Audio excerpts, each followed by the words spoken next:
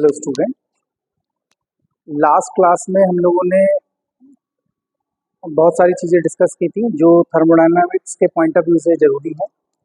जैसे हमने उसमें थर्मोडायनामिकल प्रॉपर्टीज़ के बारे में बात किया था और हमने एक्सटेंसिव और इंटेंसिव प्रॉपर्टीज़ के बारे में बात किया था और कैसे किसी थर्मोडायनामिकल सिस्टम की स्टेट को डिफाइन किया जाता है वो हमने डिस्कस किया था। और फिर जो किसी थर्मोडायनामिक स्टेट को एक्सप्लेन करने के लिए जो वेरिएबल चाहिए उनको डिस्कस किया था और उन वेरिएबल में जो रिलेशन होता है जिसको हम लोग इक्वेशन ऑफ स्टेट कहते हैं वो हमने डिस्कस किया था। तो आज हम लोग थर्मोडायनेमिकल वर्क के बारे में बात करेंगे, लेकिन लेक्चर स्टार्ट करने से पहले मैं आपसे ये कहना चाहता हूँ कि जब आप लेक्चर कोई भी देखें तो उसको देखने से पहले आप एक कॉपी लेके बैठें और उस कॉपी में आप अपना जो पॉइंट है उन पॉइंट को लिखते रहें, जिससे आपको बार बार वीडियो देखने की ज़रूरत नहीं पड़ेगी, क्योंकि वीडियो देखने में काफ़ी टाइम जाता है। लेकिन अगर आप साथ साथ नोट्स बनाते रहेंगे तो आपको ये समस्या का सामना नहीं करना पड़ेगा। दूसरी बात यह है कि आप उसमें जैसे कोई टाइम चल रहा है, 10 मिनट का टाइम चल रहा है, तो जो टॉपिक आप लिख रहे हैं आप उसमें लिख सकते हैं कि ये किस टाइम पे चल रहा था, जिससे कि कभी आपको अगर उसे वापस जाकर देखने की ज़रूरत पड़ेगी तो आप देख सकते हो। जहाँ से कॉन्सेप्ट आपको समझ में नहीं आ रहा है लिखे हुए से, वीडियो फिर से देखना चाहते हो तो ठीक, तो आप ये ज़रूर करें, उसके बाद ही लेक्चर को आगे बढ़ाएं। तो आज हम लोग बात कर रहे हैं थर्मोडायनामिकल वर्क की।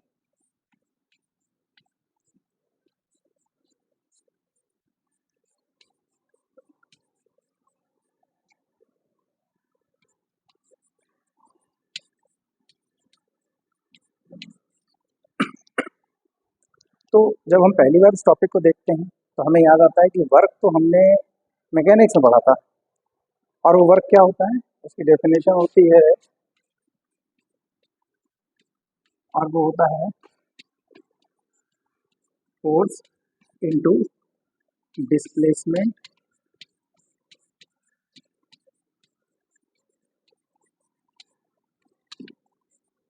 इन द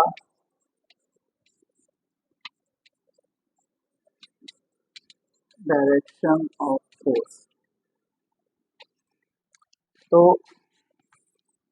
जैसे ये ब्लॉक था हमारे पास, इस ब्लॉक पे कोई फोर्स लग रहा था F, और उसकी वजह से ये ब्लॉक यहाँ शिफ्ट हो गया, और यहाँ से लेके यहाँ तक का जो डिस्प्लेसमेंट है वो मान लो D है। और अगर इनके बीच का एंगल थीटा होता है तो जो हमारा ये जो अच्छा, एक और बात है कि ये जो मल्टीप्लिकेशन यहाँ लिखा हुआ है ये नॉर्मल मल्टीप्लिकेशन है। नॉर्मल मल्टीप्लिकेशन का मतलब होता है कि जैसे 2 × 3 = 6, ठीक। तो जब वर्क की जो डेफिनेशन लिखोगे वो कितनी आएगी, वो आएगी FD cos थीटा, ठीक। अब इसको हम वेक्टर फॉर्म में भी लिख सकते हैं। तो ये हम पहले से अपना 11-12 में पढ़ चुके हैं कि ये डॉट प्रोडक्ट होता है, ये एक स्केलर क्वांटिटी होता है, इसलिए वर्क भी एक स्केलर क्वांटिटी होता है। तो ये इसकी बेसिक डेफिनेशन है, ठीक। तो आपने इसी तरीके से टॉर्क की एक डेफिनेशन देखी होगी कि टॉर्क क्या होता है, परपेंडिकुलर डिस्टेंस इनटू फोर्स। लेकिन जब आप इलेक्ट्रोस्टैटिक में आते हो तो वहाँ पे अगर एक डायपोल किसी इलेक्ट्रिक फील्ड में रखा होता है तो उस पर जो टॉर्क लगता है वो होता है PE sin थीटा। तो क्वेश्चन ये बन जाता है कभी कभी कि भाई उधर भी एक हम लोग टॉर्क पढ़ रहे थे और यहाँ भी एक टॉर्क पढ़ रहे हैं, मैग्नेटिज्म में जाओगे तो एक दूसरा टॉर्क मिलेगा, वो होगा MB sin थीटा। तो ये अलग अलग टॉर्क क्या है, तो पॉइंट ये है कि ये सारे बेसिक डेफिनेशन से निकले हैं। इसी तरीके से ये हमारी बेसिक डेफिनेशन है वर्क की। अब हम अपने थर्मोडायनामिकल सिस्टम में ये देखेंगे जाके कि इस फॉर्मूले की हेल्प से हमें किस तरीके का वर्क मिल रहा है, ठीक। तो आप लोग कंफ्यूज मत होना, ये जो वर्क है ये इसकी ये जो वर्क की डेफिनेशन यहाँ लिखी हुई है इसकी एक्चुअल बेसिक डेफिनेशन है। इसके बेसिस से अलग अलग फील्ड में फिजिक्स की हम अलग अलग वर्क का फॉर्मूला कैलकुलेट करते हैं, ठीक। कहते हैं उसे वर्क है, लेकिन उसमें बेसिक फार्मूला यही इस्तेमाल होता है, और उस पर्टिकुलर फील्ड के हिसाब से वो एक अलग अलग टर्म में फॉर्मूला आता है, ठीक है। तो एग्जाम्पल के तौर पे हम लोग देखते हैं। तो हम जब हम थर्मोडायनामिक्स की बात कर रहे हैं तो सबसे आसान तरीका ये होता है किसी थर्मोडायनामिक्स के सिस्टम को एक्सप्लेन करने के लिए कि हम उसमें पिस्टन और सिलेंडर को ले लें। हमारे पास और बहुत सारे तरीके भी होते हैं जिसकी हेल्प से हम सिस्टम और पिस्टन में सिलेंडर और पिस्टन के अलावा भी कुछ सिस्टम लेके थर्मोडायनामिक्स के लॉज को एक्सप्लेन कर सकते हैं। लेकिन फिलहाल हम अभी एक सिस्टम ऐसा ले रहे हैं जिसमें एक सिलेंडर है, एक पिस्टन है और जिसमें एक गैस है। ठीक है, तो हमारे पास एक सिलेंडर है, इसमें एक पिस्टन लगा हुआ है और इसमें एक गैस है।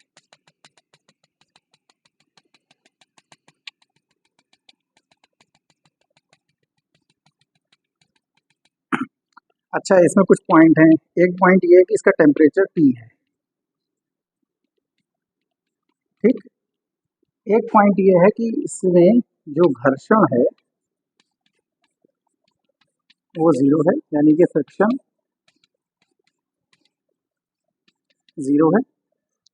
देखिए, मुझे पता है कि फ्रिक्शन नॉर्मली रियल सिस्टम में 0 नहीं होता है, लेकिन हमें पता है कि जो फ्रिक्शन है वो भी एक तरीके का फोर्स है। तो अगर अभी हम पहले एक ऐसा सिस्टम डील कर रहे हैं जिसमें फ्रिक्शन नहीं है और उसके हिसाब से फार्मूला डेराइव कर रहे हैं, बाद में अगर हमें फ्रिक्शन को इंक्लूड करना होगा तो फ्रिक्शन भी एक तरीके का फोर्स है जिसकी डायरेक्शन रिलेटिव मोशन की डायरेक्शन के अपोजिट होती है। बस इतना ही ध्यान रख के जो टोटल फोर्स है उसमें हम उसको जोड़ देंगे। ठीक है, तो कोई बहुत समस्या की बात नहीं। अच्छा, देखिए, जब हम जैसे आप लोगों ने होली में जो पिचकारी देखी होगी तो आपने उसमें देखा होगा कि अगर आप उसको बाहर निकालो तो उसमें एक रबर का ऐसा दिखता है जो बेसिकली एक तरीके का पिस्टन का काम करता है। इसी तरीके से आपने घर में देखा होगा कि जो हैंड पंप होता है, हैंड पंप को जब कभी खोलते हैं तो उसके अंदर एक अंदर कटोरी टाइप की निकलती है चमड़े की, जो उसके लिए वाल्व का काम करती है। ठीक है, तो वो भी एक तरीके का पिस्टन है। इसके अलावा आपने सिरिंज देखी होगी, तो सिरिंज का जो हैंडल होता है उसमें आगे एक रबर से लगी होती है, वो बेसिकली एक तरीके का पिस्टन है। तो कहने का मेरा मतलब ये है कि अगर आप पिस्टन को निकाल के देखोगे तो आपको एक ऐसा सर्कल टाइप का दिखाई देगा। तो बिल्कुल ये जो पिस्टन है तो ये भी एक तरीके का सर्कल टाइप का होगा, तो इसका एक एरिया होगा। अब इसमें एक गैस भरी है जिसका टेम्परेचर T है, तो मान लेते हैं कि इसका प्रेशर जो है P है। तो हम ये निकालें कि यहाँ पे कितना फोर्स लग रहा है, तो हम निकाल सकते हैं। हमारे पास जो प्रेशर का फॉर्मूला आता है, प्रेशर किसको बोलते हैं कि किसी सरफेस पर, कोई सरफेस है, उस सरफेस पर परपेंडिकुलर फोर्स अगर कोई लग रहा है तो परपेंडिकुलर फोर्स पर यूनिट एरिया ही उसका दाब या प्रेशर कहलाता है। तो आप देख ही रहे हो कि ये फोर्स जो है, जो गैस का फोर्स है, वो इस पिस्टन पे परपेंडिकुलर लग रहा होगा। तो आप निकाल सकते हो कि फोर्स कितना है, वो हो जाएगा P इंटू ए। ठीक, अब मान लो इस प्रेशर की वजह से ये पिस्टन थोड़ा सा ऊपर की तरफ खिसक गया है, तो मान लीजिए खिसक गया पिस्टन, पिस्टन यहाँ पहुंच गया और मान लो कि ये डेल्टा एक्स है।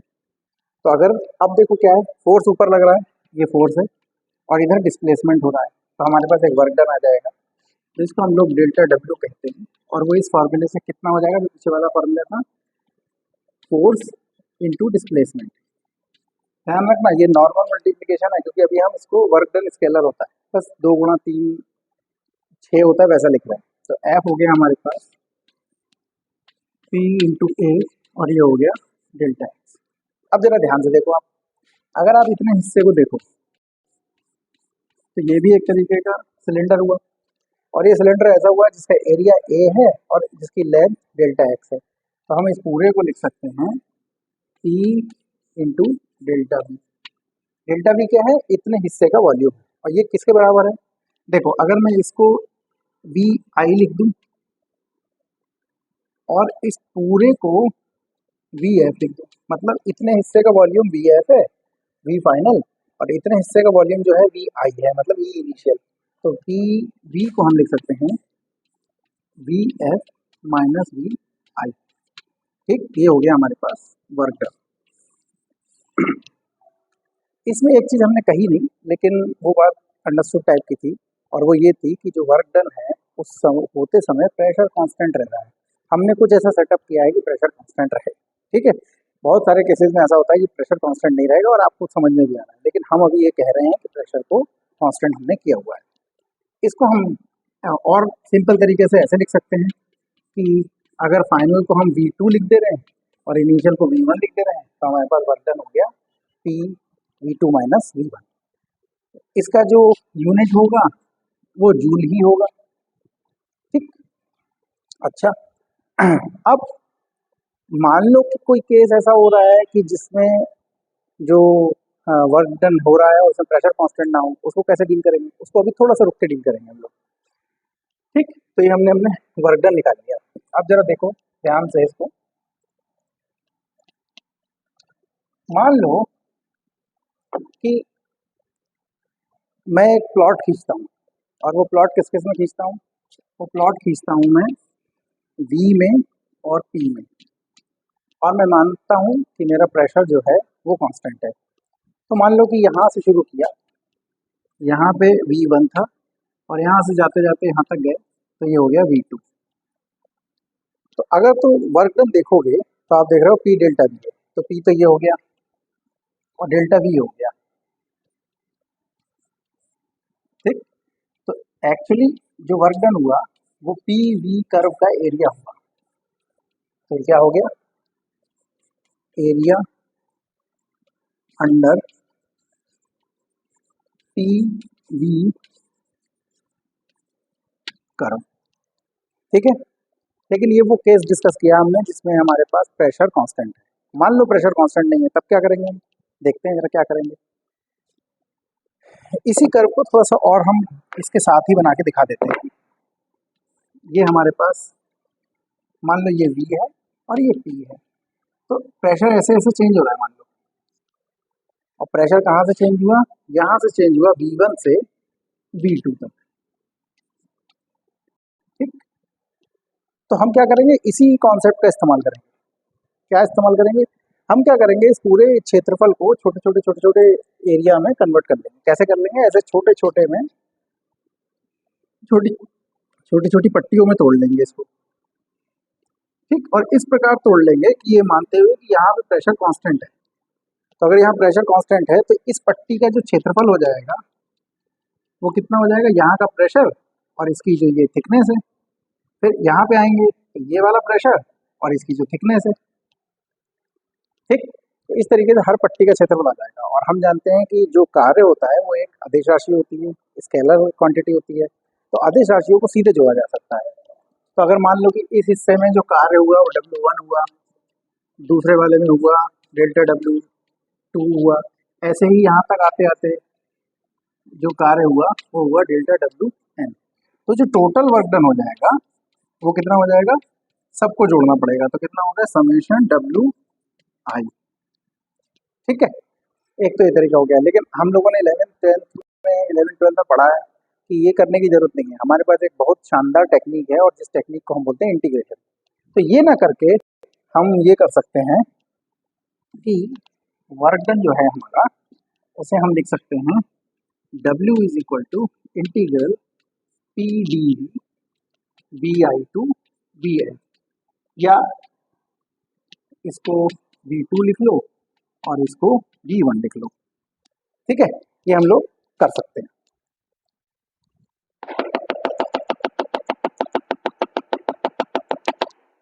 ठीक, अब देखो, अब इसमें दोनों केस डील हो जाएंगे।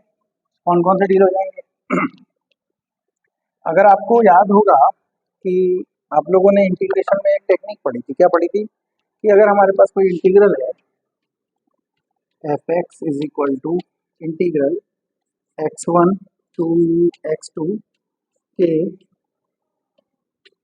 एफ एक्स डी एक्स, तो अगर k कांस्टेंट होता था तो k इंटीग्रल के बाहर आ जाता था।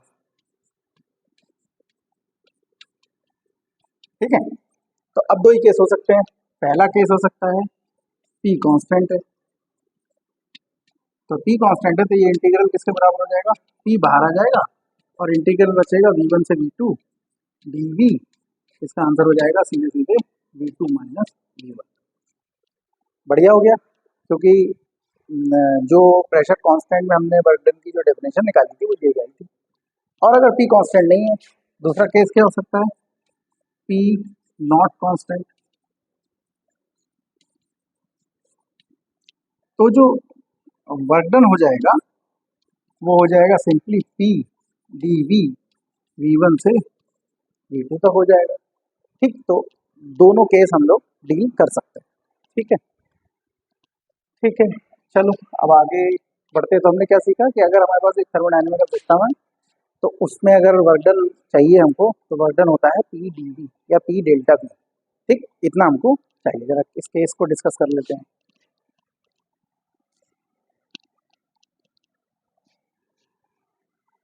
अब उसमें कुछ कुछ पॉइंट हैं जिनको हम लोग लिख लेते हैं। पहला पॉइंट क्या है, वो ये है थर्मोडायनामिकल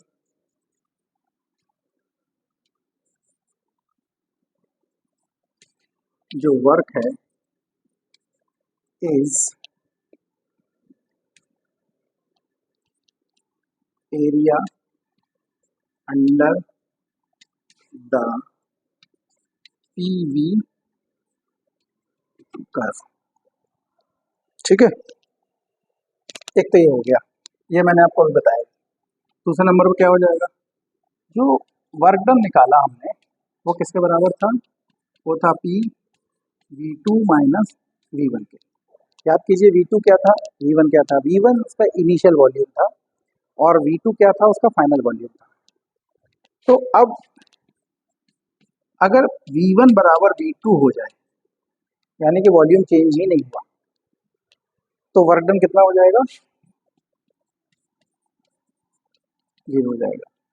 यानी अगर किसी थर्मोडायनेमिकल सिस्टम में वॉल्यूम में चेंज नहीं हो रहा है तो उसका जो वर्क डन होगा वो जीरो होगा। ठीक है, ये याद रखिएगा। तीसरा पॉइंट क्या है, हो सकता है कि V2 बड़ा हो V1 से। फिर से याद कीजिए V2 क्या था, V2 फाइनल वॉल्यूम था और V1 इनिशियल वॉल्यूम था। फाइनल वॉल्यूम इनिशियल वॉल्यूम से ज़्यादा है, इसका मतलब कोई चीज़ एक्सपेंड हो रही है। ठीक, तो हमने देखा कि डेल्टा W जो है वो ग्रेटर देन जीरो है, मीन्स पॉजिटिव है। ठीक, तो इसमें क्या हो रहा है, एक तो एक्सपेंशन हो रहा है। ठीक, तो इसका ए पॉइंट ए हो गया, बी पॉइंट ए हो गया और सी पॉइंट क्या हो गया। जब भी किसी सिस्टम, मान लीजिए एक पिस्टन सिलेंडर में और गैस है हमारे पास, तो अगर गैस एक्सपेंड हो रही है तभी तो पिस्टन बाहर की तरफ धकल रहा होगा। अगर गैस एक्सपेंड नहीं होगी तो पिस्टन बाहर की तरफ आएगा नहीं। तो हमारा सिस्टम क्या है, हम किसकी स्टडी कर रहे हैं, गैस की। तो गैस हमारा सिस्टम हुआ, तो हम इस केस में बोलते हैं work is done by the, ये हम बोलते हैं। और इन तीनों चीज़ों को हम एक के साथ दूसरे को कह सकते हैं। या अगर हम कह रहे हैं कि एक्सपेंशन हो रहा है तो मतलब बाय डिफॉल्ट हम ये भी कह सकते हैं कि work is done by the system. अगर हम कह रहे हैं work is done by the system, इसका मतलब एक्सपेंशन हो रहा है। तो ऐसा नहीं है कि एक को बोलने के बाद दूसरे को भी बोलना पड़ेगा, वो अंडरस्टूड है और किसी भी एक को बोल सकते हैं। तीसरा केस देखते हैं भाई।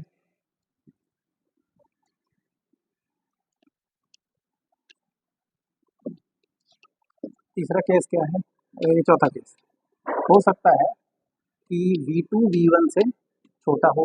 V2 हमारा फाइनल वॉल्यूम था, V1 हमारा इनिशियल वॉल्यूम था। तो अगर फाइनल वॉल्यूम इनिशियल वॉल्यूम से कम है, इसका मतलब कॉन्ट्रैक्शन हुआ है, किसी ने उसको दबा दिया है। तो क्या होगा, तो पहला पॉइंट, पहली बात तो ये है कि वर्क डन निगेटिव होगा।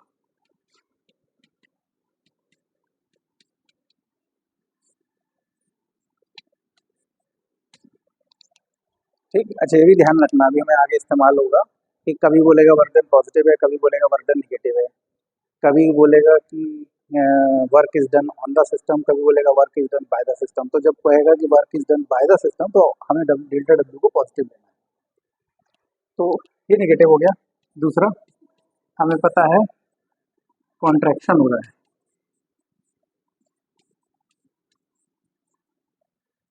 और तीसरा वो हो जाएगा work is done on the system.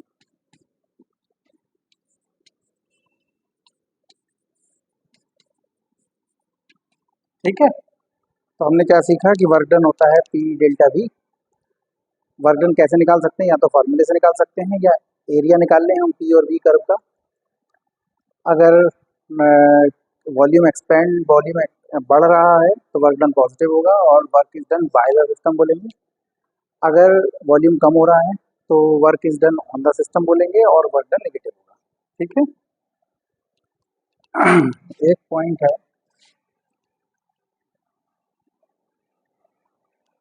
और वो ये है कि अगर हमारे पास प्रेशर कांस्टेंट रहे तो कोई प्रॉब्लम नहीं है, लेकिन वॉल्यूम कांस्टेंट रहने पर वो वर्क डन जीरो हो जाएगा। ठीक। इसके बाद जरा देखो, ये हमारा वॉल्यूम था और ये हमारा प्रेशर था, हम यहाँ पे थे, ये V1 था और ये V2 था। ठीक। इसको A लिख लो, इसको B लिख लो, इस पॉइंट को C लिख लो, इस पॉइंट को E लिख लो। अब C से A तक जाने के मेरे पास दो ऑप्शन है, एक तो मैं सीधे चला जाऊं। ठीक। तो अगर मैं ये पूछूं कि A से C से E तक जाने में कितना वर्क डन हुआ,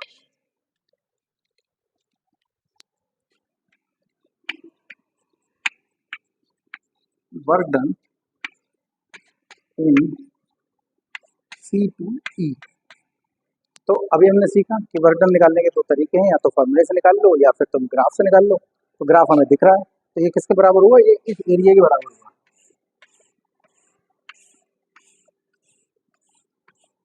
तो ये क्या हो गया, ये हो जाएगा एरिया ऑफ रेक्टेंगल स्क्वायर जो भी बन रहा उस समय, वो हुआ CEA DA। इस इस इस फिगर का जो एरिया है वो हमारे पास इतना हो जाएगा। अच्छा, चलो अब हमारे पास यहाँ से यहाँ तक जाने का एक और तरीका है, और वो है कि हम यहाँ से यहाँ तक गए D और D से यहाँ गए। तो अब मैं निकालता हूँ वर्क डन। देखिए ध्यान दीजिए, यहाँ पे इनिशियल सिचुएशन क्या थी V1 और यहाँ पे इनिशियल सिचुएशन क्या थी V2। तो चाहे हम C से D होके E गए हो तो भी V1 से V2 जा रहे हैं, और C से डायरेक्ट E गए हो तब भी हम V1 से V2 जा रहे हैं। तो वर्क डन इन CDE कितना होगा, तो ये होगा फिर ये एरिया प्लस ये एरिया, ये वाला एरिया इसमें ऐड करना पड़ेगा। तो ये कितना हो जाएगा, ये हो जाएगा area of triangle CDE plus area of, और ये कितना हो जाएगा CEDA। तो हमने यहाँ से दो चीज़ें सीखी, एक तो ये सीखा कि उस उस तरफ से जाने पर एरिया बड़ा हो गया। मुझे कैसे पता चला एरिया बड़ा हो गया, क्योंकि एरिया ऐड हो जाता है डायरेक्ट एज ए स्केलर।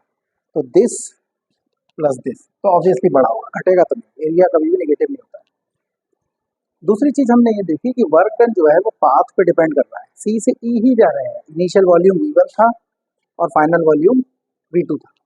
हम सी से ई तक गए तो इनिशियल वॉल्यूम V1 से V2 तक ही गए, लेकिन पाथ अलग लगता है, एक बार सी से डी से ई होते हुए गए और एक बार सी से ई डायरेक्ट गए।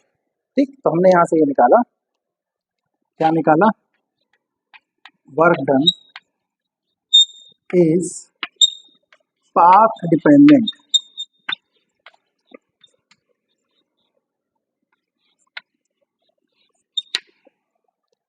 ठीक। तो हमने 4-5 पॉइंट अपने सीख लिए, और ये 4-5 पॉइंट जो हैं हमारे जो भी हम प्रॉब्लम सॉल्व करेंगे उसमें आता रहेगा। ठीक।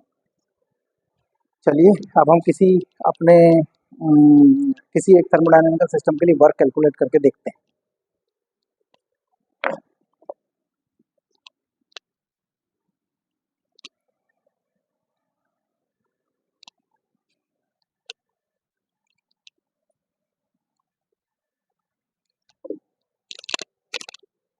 तो हमारे पास एक चीज होती है बॉयल्स लॉ।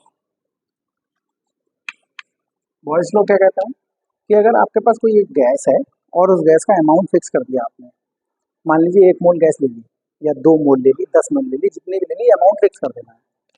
और जब गैस का अमाउंट आपने फिक्स कर दिया, उस समय अगर टेम्परेचर कांस्टेंट रहता है तो जो प्रेशर होता है वो वॉल्यूम के इनवर्सली प्रोपोर्शनल होता है, या उल्टा बोलते हैं कि वॉल्यूम जो है प्रेशर के इनवर्सली प्रोपोर्शनल होता है। तो बॉयल्स लॉ क्या कहता है, for a constant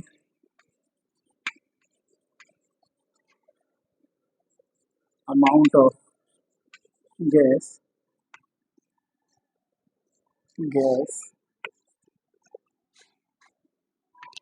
at constant temperature, pressure inversely proportional to V। अब आप जानते हो कि इनवर्सली प्रोपोर्शनल का साइन हटेगा तो यहाँ पे कांस्टेंट आ जाएगा। ठीक, वो कांस्टेंट को मैं के लिख दे रहा हूँ। ठीक है, आप लोग के को ये मत सोचना कि वो बोल्ट्जमैन कांस्टेंट है, के कोई कांस्टेंट है। आप के की जगह कुछ और भी लिख सकते थे, आप सी भी लिख सकते थे। ठीक, तो ये हमें बता दिया बॉयज लॉ है। अब देखते हैं कि कोई गैस है जो बॉयज लॉ को फॉलो कर रही है, तो उसमें वॉल्यूम में अगर चेंज हो रहा है तो वर्क डन कितना होगा। तो वर्क डन का डेफिनेशन क्या है हमारे पास? वर्क डन का डेफिनेशन है V1 से V2 PdV। तो P को देखना पड़ेगा कि P चेंज हो रहा है या नहीं हो रहा है वॉल्यूम के साथ।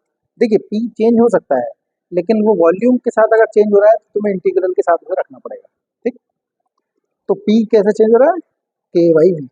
तो ये हो जाएगा हमारे पास V1 से V2 K/V dV। तो K कांस्टेंट है तो इंटीग्रल के बाहर आ जाएगा और हमारे पास बचेगा dV/V V1 से V2। तो 1/x का इंटीग्रल कितना होता है? ln x। तो यहाँ पे x की जगह v है तो 1/v भी x हो जाएगा। तो जिसका आंसर आ जाएगा वो आ जाएगा k ln v V1 से V2। तो आंसर हो गया k ln V2 upon V1। ठीक है, वो कैसे है आपको पता है, सिंपल नॉर्मल इंटीग्रेशन है। तो ये हमारा जो वर्क डन हुआ, ये कौन सा वर्क डन है? Thermodynamical work done. और किसके लिए है? एक ऐसी गैस के लिए है जो बॉयल्स लॉ को फॉलो करती है। ठीक, तो आसान है कैलकुलेट करना। ठीक, अब हम कोई दूसरा सिस्टम ले लेते हैं। तो जैसे मैंने कहा था कि हम लेके चले थे वो मैकेनिक्स वाली definition F D cos theta वाली, और उससे हमें फॉर्मूला मिल गया ये पी डी। तो ऐसा नहीं है कि वर्क का फॉर्मूला चेंज हो गया, अगर तुम इसकी डायमेंशन चेक करोगे तो बिल्कुल वही डायमेंशन आएंगी जो उधर आ रही है। आना ही भी चाहिए, क्यों? क्योंकि ये फॉर्मूला किससे आया है? ये फॉर्मूला उसी फॉर्मूले से आया है एफ डी कॉस थीटा से। ठीक, लेकिन ये थर्मोडायनामिकल वर्क डन है, वो मैकेनिकल वर्क डन है। इसलिए यहाँ पे जो पैरामीटर है वो थर्मोडायनामिकल पैरामीटर है, पी है, वी है। ठीक, दूसरा केस हम लोग लेते हैं और वो है हमारे पास आइडियल गैस का। आइडियल गैस, आइडियल गैस क्या होती है? आइडियल गैस का फॉर्मूला होता है P V is equal to N R T. ये क्या है? मोल्स हैं। ये क्या है? गैस कांस्टेंट है। और ये तो पता ही है आपको क्या है, टेम्परेचर है। तो अब हमको एक एक आइडियल गैस है और उस आइडियल गैस का एक्सपेंशन हो रहा है, कॉन्ट्रैक्शन हो रहा है, जो भी हो रहा है, हम देखना चाहते हैं कि उसका कितना वर्क डन करना पड़ रहा है या कितना वर्क डन हो रहा है। तो बस हो गया, यहाँ से बेसिकली हमें पी निकाल लेना है। पी कितना हो जाएगा? N R T upon V. इसको यहाँ रख देना है, फॉर्मूला सब कुछ वैसा का वैसा ही रहेगा, बस इसकी जगह हमें N R T upon V रख देना है। अब एन कांस्टेंट है, आर कांस्टेंट है, टी कांस्टेंट है। ठीक, हो सकता है आप कहो कि नहीं सर कैसे पता आपको टी कांस्टेंट है? टी भी वेरी कर रहा हूँ, बिल्कुल सही बात है, टी वेरी कर रहा हूँ, लेकिन टी वेरी कर रहा है लेकिन वो वॉल्यूम पे निर्भर नहीं कर रहा है। ठीक, इसलिए हम टी को बाहर निकाल सकते हैं। तो ये हो गया हमारे पास एन आर टी, और यहाँ के की जगह आ गया हमारे पास एन आर टी। बाकी का सब वैसा का वैसा ही है। ठीक, तो ये हो गया हमारा वर्क डन आइडियल गैस के लिए। तो आज के लेक्चर में हमने क्या सीखा कि अगर कोई थर्मोडायनामिकल सिस्टम है, उसके वॉल्यूम में चेंज हो रहा है, प्रेशर कांस्टेंट हो भी सकता है, नहीं भी हो सकता है, तो हम उसका वर्क डन निकाल सकते हैं। और वर्क डन का फॉर्मूला है P delta P D V integral V1 to V2। अगर हमारे पास प्रेशर चेंज नहीं हो रहा है तो हम सिंपली पी डेल्टा वी लगा सकते हैं। हमने ये सीखा कि अगर वॉल्यूम में चेंज नहीं हो रहा है तो वर्क डन जीरो होगा। हमने ये सीखा कि अगर वॉल्यूम एक्सपेंड हो रहा है तो work done by the system होगा और वर्क डन पॉजिटिव होगा। हमने ये सीखा कि अगर वॉल्यूम कॉन्ट्रैक्ट हो रहा है तो work done on the system है और वर्क डन नेगेटिव होगा। हमने ये देखा कि वर्क डन को निकालने के लिए हम एरिया अंडर पीवी कर्व निकाल सकते हैं। हमने ये देखा कि जो वर्क डन है वो पाथ पे डिपेंड कर रहा है, कौन सा पाथ आपने लिया है उसी हिसाब से डिसाइड होगा कि कितना एरिया कवर किया और उसी हिसाब से एक्चुअली आपके पास जो टोटल वर्क डन है वो आपको मिलेगा। हमने बॉयल्स एक ऐसी गैस जो बॉयल्स लॉ को फॉलो करती है उसके लिए हमने वर्क डन कैलकुलेट किया। हमने एक आइडियल गैस जिसके पास एन मोल थे, टी टेम्परेचर पे थी, उसके लिए भी वर्क डन कैलकुलेट किया। तो ये काम आज हमने किया और ये पूरा हो गया हमारा। अगले क्लास में हम हो सकता है कि कुछ इसके न्यूमेरिकल ले लें, कैसे वर्क डन कैलकुलेट करते हैं रियल में और उसको सॉल्व करके दिखा सकते हैं। हम आगे भी बढ़ सकते हैं और बाद में सीधे एक साथ करके दिखा सकते हैं। जो पॉइंट है उन पॉइंट को याद रखिएगा। एक और इम्पोर्टेंट बात है कि आप लोग नोट्स बनाते रहिए, क्योंकि आप नोट्स नहीं बनाएंगे तो आपको फिर से दोबारा करने के लिए आपको ये वीडियो देखना पड़ेगा और वीडियो देखने में काफ़ी समय जाता है। तो हम तैयारी कर रहे हैं नेट के हिसाब से, तो जब हमारे पास एक बार नोट्स रहेगा तो बार बार वीडियो देखने की ज़रूरत हमको नहीं पड़ेगी। ठीक है, और आप लोगों के जो क्वेश्चन होंगे, कमेंट होंगे, वो आप वीडियो में लिख दीजिए। ठीक है, थैंक यू।